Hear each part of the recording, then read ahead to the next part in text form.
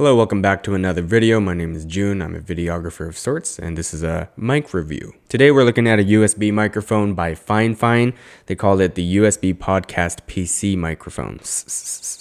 Sibilance is pretty bad. Sent to me by Fifine for a review, so thank you very much for that. Reading it straight from the box, the K678 USB microphone from Fifine is a 16mm diaphragm condenser mic that combines professional quality sound capture with the ease of plug-and-play USB connectivity on both Mac and Windows computers. It allows you to record your audio in high-quality 16-bit 48 kHz resolution without the need for an external mic preamp, audio interface, and headphone amplifier. So right now I have the microphone plugged into my Windows computer with the cable that was provided and my earphones plugged straight into the bottom of it. Speaking of which, let's look at some of the physical features. Out of the box, it actually doesn't come with this or this boom arm. You'll get the microphone, you'll get this desk stand, and you will also get this adapter, 1/4" thread up top, and then you can do a 5/8 on the bottom.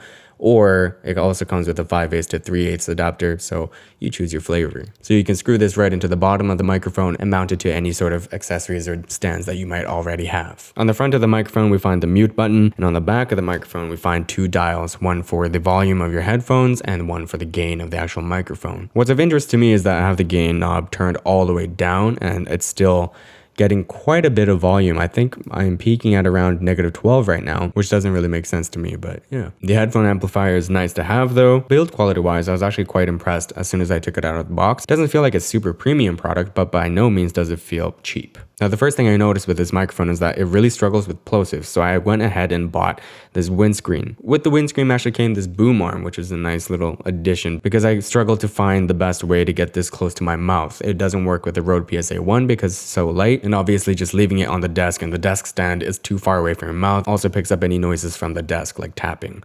However, as you can hear, this is somewhat useful and at least it helps a little bit. Pa pa pa pa pa pa pa pa pa pa pa pa pa pa pa pa pa pa pa. Is that, I don't know, not the best. Now a brief look at pros and cons. The pros, it sounds good. As I always say in my videos, I'm not an audio expert. I just like to use microphones and I enjoy good audio quality. It sounds good to my ear. I like the crispiness in the top end, but I do hear a lot of sibilance with the S's and again the struggle with plosives.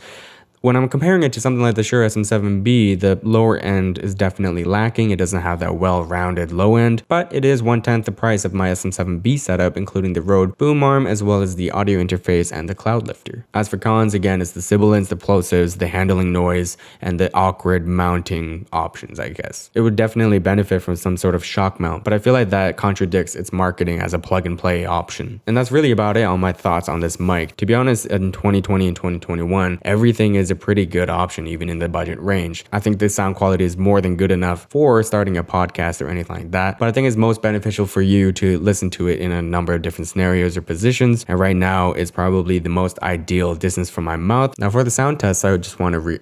Wow, I'm not wearing glasses. We're just gonna read some lyrics from a beautiful song that came out this year. Real hot girl shit, ah. And if the beat live, you know Lil Ju made it. Body, audi, audi, audi, audi, audi, audi, audi, audi, audi, audi, audi, audi, audi, audi, moi. Body crazy, curvy, wavy, big titties, lil waist. These lyrics.